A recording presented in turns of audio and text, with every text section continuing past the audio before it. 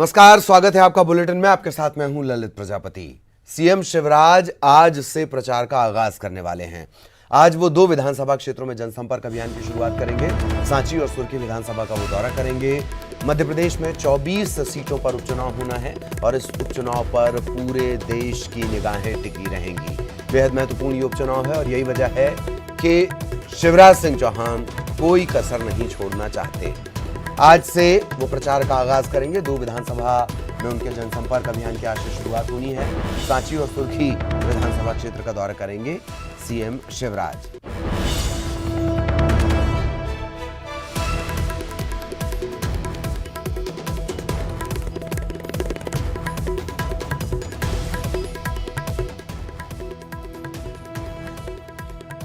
तो क्या कुछ उनका कार्यक्रम है वो भी हम आपको बता रहे हैं। तकरीबन 11:20 पर भोपाल स्टेट हैंगर, यहां से रायसेन के लिए रवानगी 11:30 बजे। 12 बजे रायसेन के बेजाखेड़ा पहुंचेंगे। 1:30 बजे 1:35 पर सागर के लिए वो रवाना होंगे। 2:05 पर दोपहर सागर के बासा गांव पहुंचेंगे। 3:30 बजे के बाद यानी 3:50 पर बासा से वो भोपाल के लिए वापस रवाना हो जाएंगे। 4:45 पर भोपाल स्टेट हैंगर और 5:20 पर मंत्रालय पहुंचेंगे। शाम 6 बजे कोरोना को लेकर समीक्षा बैठक भी होनी है। सहयोगी पूजा इस वक्त हमारे साथ जुड़ी हुई है, सीधे आपको लिए चलेंगे। पूजा, आज से एक तरीके से माना जाए, हालांकि शुरुआत तो काफी पहले से हो गई, लेकिन एक शुरुआत अगर जमीन पर जाकर कही जाए तो आज से उसकी शुरुआत हो जाएगी प्रचार की। सीएम शिवराज करेंगे। बिल्कुल ललित, आज से बिल्कुल कह सकते हैं कि शुरुआत पहले से हो चुकी है, लेकिन आज फिर एक अभियान को सिलसिलेवार कड़ी से जोड़ा जा रहा है, जिसके तहत मुख्यमंत्री शिवराज सिंह चौहान आज सागर और रायसेन की गांवों को संबोधित करते हुए नजर आएंगे। वहां पर वो जनसंपर्क अभियान की शुरुआत करेंगे। जगह जगह गाँव में जा करके एक तरह से कह सकते हैं कि उपचुनाव के मद्देनजर प्रचार प्रसार भी किया जा रहा है और साथ ही साथ केंद्रीय सरकार के 2 साल पूरे हो गए हैं, तो कह सकते हैं कि बीजेपी ने क्या कुछ खास किया है, इस बात को भी जनता के सामने रखने की एक तरीके से कह सकते हैं कोशिश की जा रही है। हालांकि शुरुआत पहले ही हो चुकी है, लेकिन धीरे धीरे मध्य प्रदेश के तमाम जिलों को कवर करने का एक लक्ष्य तय किया गया है, जिसके तहत आज रायसेन और साथ ही साथ सागर के जो गांव है वहां पर जाकर के सीएम शिवराज सिंह चौहान संबोधित करते हुए लोगों को नजर आएंगे, वहां पर अपनी बात रखते हुए नजर आएंगे। हालांकि जिस तरीके से अभी कोरोना काल चल रहा है, ज्यादा प्रचार प्रसार नहीं कर पाएंगे क्योंकि पब्लिक गैदरिंग की परमिशन नहीं है, लेकिन फिर भी बीजेपी इस तमाम कोशिश में लगी हुई है कि लोगों तक ये बात पहुंचाई जाए कि आखिर मोदी सरकार ने अपने कार्यकाल में क्या कुछ किया है और किस तरीके से बीजेपी पार्टी लगातार लोगों का हित करने में लगी हुई है। जो भी योजनाएं हैं उनका प्रचार प्रसार किया जा रहा है, किन योजनाओं के मद्देनजर लोगों को किस तरीके से लाभ मिल रहा है, ये उन तक पहुंचाने की पूरी कोशिश की जा रही है। यही वजह है कि अब जब एमपी की सियासत लगातार उलट फेर खाती हुई नजर आती है और जब उपचुनाव की बात करें तो इसके मद्देनजर भी कहीं ना कहीं ये एक लक्ष्य तय किया गया है कि जनता तक बीजेपी के एजेंडे पहुंचे, किस तरीके से जनता को लाभ देना है, इस बात को जनता जाने और उनके दिमाग में ये एक माइंडसेट हो जाए कि बीजेपी पार्टी किस तरीके से प्रदेश की जनता के हित के लिए काम कर रही है। इन तमाम चीजों को ध्यान में रखकर इस तरीके की अभियान की शुरुआत की गई है और ये अभियान लगातार कड़ीवार स्थिति में चलता जा रहा है, जिसके तहत मध्य प्रदेश के अलग अलग गांव में जाकर के मुख्यमंत्री शिवराज सिंह चौहान खुद जनता से जुड़ने की कोशिश कर रहे हैं और उन तक पार्टी के एजेंडे को पहुंचाने की कोशिश कर रहे हैं। ब्यूरोक्रेसी की बात करेंगे। मध्य प्रदेश में 2 आईएएस का ट्रांसफर हुआ है। टीकमगढ़ की कलेक्टर हर्षिका सिंह, इनका तबादला कर दिया गया है। हर्षिका सिंह को मंडला की जिम्मेदारी दी गई है, मंडला का कलेक्टर इन्हें बनाया गया है और सुभाष कुमार द्विवेदी, इन्हें दी गई है टीकमगढ़ की जिम्मेदारी। सहयोगी शरद हमारे साथ जुड़े हुए हैं। शरद, एक और सर्जरी, हालांकि पिछली सरकार की रफ्तार से नहीं हो रही है, पर फिर भी सर्जरी बहुत तेजी से हो रही है। शरद, देखिए, आपने बिल्कुल सही कहा है और लगातार जो तबादले हैं वो हो रहे हैं और ये जो 2 अधिकारियों की नई पदस्थापना हुई है उसमें दरअसल अगर आपको याद हो तो कुछ दिनों पहले जब आईएएस अधिकारियों के ट्रांसफर हुए थे तो उसमें जो मंडला जिले के कलेक्टर थे उनको बदल दिया गया था। अब वहां पर जो नई कलेक्टर की पोस्टिंग हुई है उसमें हर्षिका सिंह, जो अभी टीकमगढ़ की कलेक्टर थी, वो उनकी पोस्टिंग अब मंडला कलेक्टर के तौर पर हुई है। वहीं जो टीकमगढ़ के कलेक्टर हैं वो अब सुभाष कुमार द्विवेदी होंगे। तो ये कह सकते हैं कि एक और जी। सर्जरी होगी, हालांकि बहुत छोटी सर्जरी है, लेकिन लगातार जो तबादले हैं वो हो रहे हैं। जी जी, हालांकि जैसे कि शरद आप अक्सर बोलते हैं कि सियासत के दौर में सर्जरी छोटी हो या बड़ी, उसके मायने बड़े लंबे चौड़े निकलते हैं। शरद, बहुत शॉर्ट में प्लीज। हाँ बिल्कुल, देखिए सही कहा, और इसके मायने इसलिए भी हैं कि अगर आप याद हो तो इससे पहले जब मंडला कलेक्टर जो वहां पर थे उनको जब हटाया गया था, तो उसके पीछे की वजह भी ये मानी गई थी कि उन्होंने उस पहले जब ये एनआरसी आ रहा था तो उसको लेकर उन्होंने कहीं ना कहीं अपना विरोध दर्ज कराया था, और फिर ये माना गया कि उनको हटना लगभग तय है। तो जब प्रशासनिक सर्जरी हुई तो उनका तबादला कर दिया गया था। तो इस तरीके के मायने भी कई बार निकलते हैं जो तबादलों की प्रक्रिया में देखने को मिलते हैं। चलिए, बहुत बहुत शुक्रिया शरद इस तमाम जानकारी के लिए। सहयोगी शरद हमारे साथ जुड़े हुए थे। और छोटी सर्जरी है, पर हर छोटी छोटी और हर बड़ी चीज पर लगातार हमारी नजर बनी हुई है। इधर सीएम शिवराज सिंह चौहान के फेक वीडियो के वायरल होने को लेकर बीजेपी ने कल भोपाल में पुलिस से शिकायत की है। बीजेपी के नेता थाने पहुंचे और दिग्विजय सिंह के खिलाफ शिकायत की। पुलिस ने दिग्विजय सिंह के खिलाफ एफआईआर भी दर्ज कर ली है। सीएम का आबकारी विभाग और शराब को लेकर एक फेक वीडियो वायरल हुआ है। बीजेपी का यह कहना है कि इस वीडियो के साथ छेड़छाड़ की गई है। साइबर एक्ट के तहत पुलिस ने एफआईआर दर्ज की है। अभी हमने कांग्रेस के नेता श्री दिग्विजय सिंह के खिलाफ अभी जो उन्होंने तोड़ फोड़ करके माननीय शिवराज सिंह जी चौहान के ट्वीट को षड्यंत्र पूर्वक गलत रूप से जनता में प्रेषित किया है, उसकी ओरिजिनल माननीय मुख्यमंत्री शिवराज सिंह चौहान जी का वीडियो और अभी उसमें से जो काट छाट करके गलत वीडियो बनाया, दोनों की कॉपी यहाँ एसपी साउथ को दी है और आग्रह किया है कि दिग्विजय सिंह के खिलाफ आपराधिक प्रकरण दर्ज किया जाए। इस प्रकार का झूठ परोसने का काम कांग्रेस लगातार जो कर रही है, जनता में भ्रम फैलाने का काम कर रही है और कई अवसरों पर बाद में माफी मांगने जैसी स्थिति बनती है। दिग्विजय सिंह जी के ट्विटर अकाउंट से ट्वीट हुआ था, ऐसा कहना है। उसके बारे में ये कंप्लेंट दिया गया है कि वो अननेसेसरली एडिटेड और मॉर्फ्ड है, और इसको हम लोगों ने अभी रिसीव किया है और इसको स्टडी करके जो भी लीगल एक्शन लेना होगा वो लिया जाएगा। सर, किस धाराओं पे तहत मामला दर्ज हो सकता है सर, और क्या प्राइवेसी आपको लग रहा है इस पूरे मामले में? अभी धारा आईपीसी की सेक्शन बन सकती है इसके अंदर। ये अभी एक बार हम लोग डॉक्यूमेंट पढ़ ले क्या दिया है, उसके बाद हम लोग क्या सर कोई अज्ञात एफआईआर दर्ज हुई इससे पहले कुछ कार्रवाई के लिए, क्योंकि पहले इसमें आगे शायद कोई एफआईआर वगैरह का पहले से कार्रवाई? अभी इसमें हमारे पास कुछ कंप्लेंट्स आए हैं, उस पर हम लोग अभी वर्कआउट कर रहे हैं। जैसे ही कुछ जानकारी होगी आपको दीजिए। खबर जबलपुर से। आईजी के सीएम से जुड़ी पोस्ट को शेयर करने का यह मामला है। आईजी भगवत सिंह चौहान ने सफाई दी है। पोस्ट को जांच के लिए एसपी को फॉरवर्ड कर रहे थे और गलती से व्हाट्सएप ग्रुप में ये पोस्ट शेयर हो गई। सीएम के खिलाफ मोर्चा खोलने जैसी बातों का उन्होंने खंडन किया है। जानबूझकर इस मामले को धूल देने की कोशिश बता रहे हैं वो। आईजी ने जोन के सभी पुलिस अधिकारियों को ये दिशा निर्देश दिए हैं। सोशल मीडिया पर आपत्तिजनक पोस्ट पर कार्यवाही के निर्देश दिए गए हैं। सीएम के शराब वाले बयान से जुड़ा हुआ ये वीडियो है और इसी वीडियो से जुड़ा जो एफआईआर है इसी वीडियो से जुड़े एफआईआर है दिग्विजय सिंह पर हुआ है और ये एक ग्रुप में पोस्ट करने का मामला है। कई पत्रकार, कई प्रशासनिक अफसर, कई नेता इस ग्रुप से जुड़े हुए हैं जिसमें ये चला गया। अब आईजी साहब का कहना है कि साहब ये गलती से चला गया है।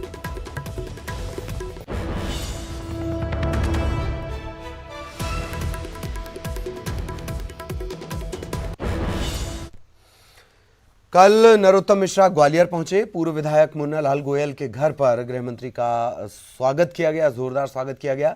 बड़ी संख्या में कांग्रेस के कार्यकर्ताओं ने यहां बीजेपी का दामन भी थामा। नरोत्तम मिश्रा ने बीजेपी में आए लोगों का स्वागत किया।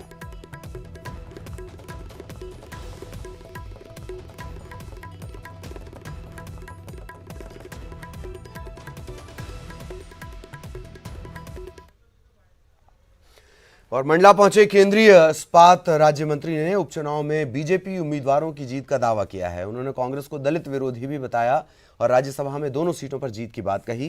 केंद्रीय मंत्री ने 15 जून से लॉकडाउन होने की खबरों का खंडन किया, इससे अफवाह करार दिया।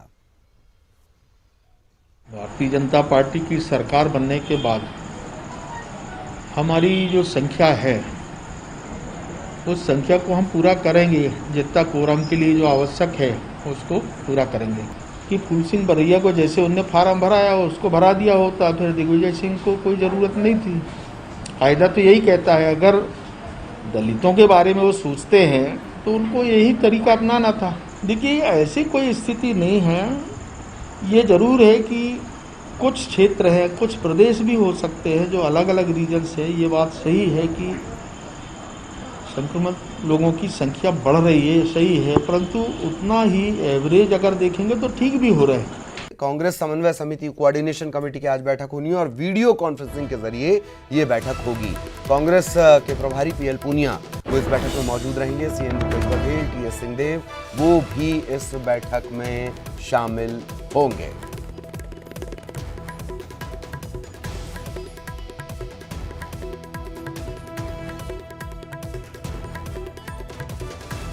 तो अहम बैठक आज होनी है कांग्रेस की कोऑर्डिनेशन कमेटी की बैठक और वीडियो कॉन्फ्रेंसिंग के जरिए ये बैठक होगी। कांग्रेस के प्रदेश प्रभारी, छत्तीसगढ़ कांग्रेस के प्रभारी पीएल पूनिया भी इसमें मौजूद रहेंगे। सहयोगी ममता ज्यादा जानकारी के साथ हमारे साथ जुड़ी हुई हैं। ममता, पूरी जानकारी विस्तार से। बिल्कुल, देखिए 12 बजे से प्रदेश कांग्रेस समन्वय समिति की बैठक हुई और जिस तरह से कोरोना का संक्रमण काल चल रहा है, वीडियो कॉन्फ्रेंसिंग के जरिए बैठक होगी। कांग्रेस के प्रदेश प्रभारी पीएल पूनिया, मुख्यमंत्री भूपेश बघेल और समिति के जो और 7 वरिष्ठ सदस्य हैं वो इस बैठक में शामिल होंगे। और इस बैठक में ये माना जा रहा है कि जो निगम मंडलों को लेकर जो भर्ती नियुक्ति होनी है उस पर भी चर्चा होगी। उसके साथ ही संगठन और का विस्तार किया जा सकता है, इस पर चर्चा होगी। साथ ही केंद्र सरकार को लेकर लगातार जिस तरह से राज्य सरकार घेरती आ रही, तो आगे पूरे राज्य स्तर पर संगठन के स्तर पर क्या स्ट्रेटेजी होगी उस पर भी ये चर्चा होगी। इससे पहले अगर हम बात करें तो ये बैठक कुछ दिन पहले होने वाली थी, जब कांग्रेस के प्रदेश प्रभारी पीएल पूनिया 3 दिन के दौरे पर रायपुर आने वाले थे, लेकिन किसी कारण से ये उनका दौरा टल गया और उसके बाद में वो बैठक भी टल गई। तो अभी आज 12 बजे से वीडियो कॉन्फ्रेंसिंग के जरिए ये बैठक होगी और इसके जरिए इन तमाम चीजों पर मंथन किया जाएगा। और साथ ही अगर हम बात करें तो प्रधानमंत्री नरेंद्र मोदी जिन राज्यों के साथ चर्चा करने वाले हैं उनमें छत्तीसगढ़ भी शामिल है। तो कल जो बैठक होगी प्रधानमंत्री के साथ, उस पर उनके सामने भी क्या राज्य अपनी तरफ से मांगे रखेगा उस पर चर्चा होगी। जी जी, चलिए, बहुत बहुत शुक्रिया ममता इस तमाम जानकारी के लिए। बीजेपी का डिजिटल जनसंवाद कार्यकर्ताओं को आज संबोधित किया जाएगा। बड़े नेता राज्यसभा सांसद रामविचार नेताम बस्तर के कार्यकर्ताओं को संबोधित करेंगे। नेता प्रतिपक्ष धर्मलाल कौशिक सरगुजा के कार्यकर्ताओं से बात करेंगे। बृजमोहन अग्रवाल को जिम्मेदारी धमतरी की दी गई है, वो यहाँ के कार्यकर्ताओं से संवाद करेंगे। तो डिजिटल जनसंवाद एक तरीके से आज होना है।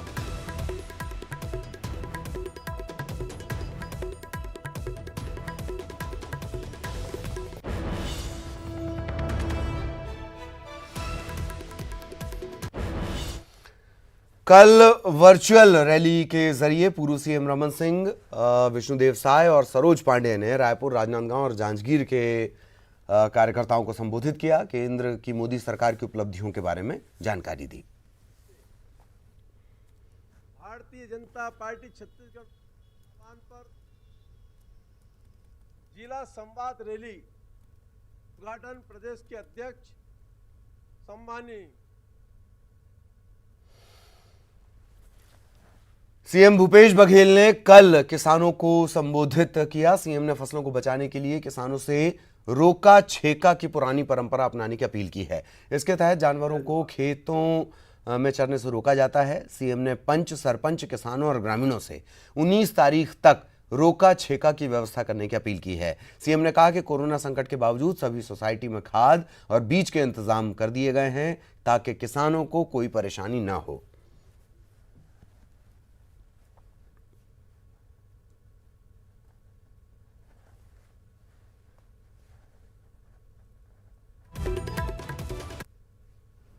सबो किसान भाई बहनी मन ला जय जोहार। बरसात के मौसम आ चुके हैं, किसान मन खेती किसानी के तैयारी शुरू कर चुके हैं। बहुत जन संगवारी मन हा खुर्रा बावत करत है, जेकर कर पानी के साधन है वो थरहा दे चुके हैं या दे के तैयारी करत है। केवल धान के फसल नहीं बल्कि दलहन तिलहन के भी तैयारी बहुत जोर शोर से चलत है। इस साल बीच बीच में पानी गिरे के कारण से सब किसान भाई मन अकरस जोताई कर चुके हैं और किसान मन के मन में भारी उत्साह है। काबर के राजीव गांधी किसान न्याय योजना के एक किस्त मिल चुके हैं, दूसरा किस्त 20 अगस्त के राजीव जी के जयंती के दिन मिली। किसान मन में अपार उत्साह है, उमंग है। वैसे भी नवा फसल लगाते तो बहुत मन में बहुत अपन सपना लेके किसान अपन खेत में जाते और सबके व्यवस्था हम सब लोग मिलके करे थे। कुछ व्यवस्था है जो किसान व्यक्तिगत करते, कुछ व्यवस्था है जिला गांव मिलके करते। इधर सीएम भूपेश बघेल ने कल बस्तर, कांकेर, धमतरी, महासमुंद और बालोद के उद्योगपतियों के साथ चर्चा की। इस दौरान सीएम लघु वनोपज में वैल्यू एडिशन के उद्योगों को हर संभव मदद देने का उन्होंने भरोसा दिया है। इसके अलावा लघु वनोपज और वनौषधियों से वनवासियों को रोजगार देने की नीति पर भी मंथन हुआ है।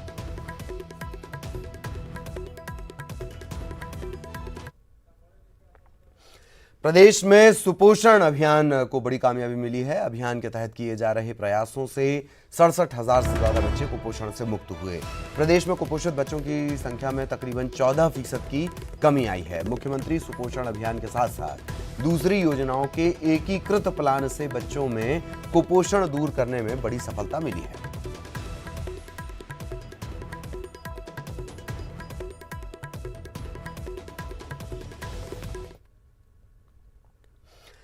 खबर रायपुर से, जहां कोरोना की रफ्तार तेज हुई है। पूरे प्रदेश की अगर बात कर ली जाए, पूरे सूबे की बात कर ली जाए, तेज हुई है रफ्तार। कल 113 कोरोना के नए मरीज मिले हैं। कोरबा में सबसे ज्यादा 44 मामले सामने आए हैं। बलरामपुर में 28 कोरोना के मरीज मिले हैं। प्रदेश में अब संक्रमण के मामले बढ़कर हो जाते हैं 1662। कोरोना के एक्टिव मरीजों की संख्या फिलहाल 939 है। कोरोना से अब तक 8 लोगों की जान चली गई है और 715 ऐसे हैं जिन्होंने कोरोना को मात दी है।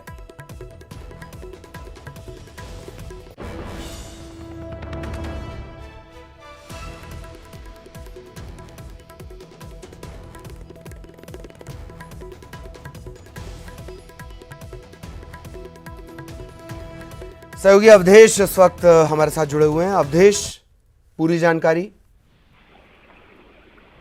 देखिए, छत्तीसगढ़ में ललित कोरोना का जो कहर है वो थमने का नाम नहीं ले रहा है। रविवार को भी 113 मरीजों की पुष्टि की गई और इसके साथ जो का आंकड़ा है वो बढ़ के 1662 तक पहुंच चुका है और वहीं एक्टिव मरीजों की जो संख्या है वो 939 तक पहुंची, जबकि 8 लोगों ने भी छोड़ा है कोरोना से लड़ते हुए। हालांकि ये बात अलग है कि उन 8 में से 6 को कुछ दूसरी भी बीमारियां थी जिस कारण उन्हें भर्ती कराए गए थे। एक चीज बेहतर ये है कि छत्तीसगढ़ में अब तक 715 लोगों ने कोरोना को मात देने में सफलता हासिल की है, लेकिन जिस तेजी से आंकड़े बढ़ रहे हैं, रोज जो संक्रमण का दायरा बढ़ते जा रहा है, वो चिंताजनक हालात इसलिए भी बनाते हैं क्योंकि सामने मानसून दस्तक दे चुका है। कई क्षेत्रों में मानसून की बारिश भी शुरू हो चुकी है। ऐसे में अभी भी जो क्वारंटाइन सेंटर में 1 लाख से अधिक लोग जो रह रहे हैं, उनके संक्रमण ना फैले, इसलिए सरकार को बड़ी चिंता है और उनके सामने एक बड़ी चुनौती भी बनी है कि कैसे संक्रमण के दायरे को रोका जाए। सबसे बड़ी बात यह भी है कि जांच का दर भले 1 लाख से पार पहुंच गया हो, लेकिन अब भी जो सरकार की ओर से जो दावे किए जा रहे हैं 3 लाख से अधिक लोग जो है वो अन्य राज्यों से इस समय वापस आए थे, तो जांच का औसत अगर उस तुलना में देखा जाए तो बेहद ही कम है। तो ऐसे में सबकी जांच, संक्रमण का दायरा कैसे रोका जाए, लोगों के मन में विश्वास कैसे जगाया जाए, एक बड़ी चुनौती बनी हुई है। इसलिए भी क्योंकि अब जो बाजारों का खुलने का समय है ललित, वो सुबह 5 बजे से रात 9 बजे तक कर दिया गया है। मतलब है कि बाजारों में भीड़ जो है अब आम दिनों की तरह ही दिखाई पड़ रही है, लेकिन जो संक्रमण है वो आम दिनों की तरह नहीं बल्कि रोज जो संक्रमण का दायरा है वो बढ़ते जा रहा है। ये चिंताजनक हालात फिलहाल बनी हुई। बहुत बहुत शुक्रिया आपका अवधेश इस तमाम जानकारी के लिए। सहयोगी अवधेश जानकारी दे रहे थे। हालात चिंताजनक हैं और चूंकि अब धीरे धीरे बाजार और तमाम चीज़ें खुल रहे हैं, आंकड़े उसी रफ्तार से बढ़ रहे हैं, ये परेशानी और चिंता की बात है। खबर कोरबा से, जहां हाथी का रेस्क्यू अभियान चल रहा है। कुदमुरा वन परिक्षेत्र के गांव में एक हाथी फंसा हुआ है। घर के आंगन में दरअसल ये हाथी गिर गया। अब पशु चिकित्सक पहुंचे हुए हैं और लगातार इसकी देखरेख की जा रही है। रेस्क्यू अभियान पर कलेक्टर समेत तमाम जो सीनियर ऑफिशियल हैं, वरिष्ठ अधिकारी हैं, उनकी नज़र बनी हुई है। बिलासपुर से CF DFO पहुंचे हुए हैं। रायपुर से वाइल्ड लाइफ एक्सपर्ट की टीम भी पहुंची हुई है। रविवार की दोपहर ग्रामीण के आंगन में हाथी गिरा था। DFO के मुताबिक हाथी के शरीर में पर्याप्त ताकत नहीं है। इस हाथी को उठाने की कोशिश लगातार की जा रही है। तो कोशिश की जा रही है इस हाथी को उठाने की, पर्याप्त ताकत नहीं है, कमजोरी के चलते ये हाथी गिरा है। शुरुआती जो जानकारी लगी उसके मुताबिक रेस्क्यू लगातार करने की कोशिश हो रही है। वाइल्ड लाइफ एक्सपर्ट की टीम भी पहुंची हुई है। रायपुर से ये टीम पहुंची है। जो आला अधिकारी हैं उनकी भी वो भी यहाँ पर पहुंचे हुए हैं, लेकिन अब तक कोई कामयाबी मिल नहीं पाई है। चिकित्सकों की एक टीम है, डॉक्टर्स की एक टीम है, पशु चिकित्सकों की, वो भी मौके पर है। लगातार कोशिश की जा रही है कि किसी तरह इस हाथी को ठीक किया जा सके, इसे उठाने की कोशिश की जा रही है।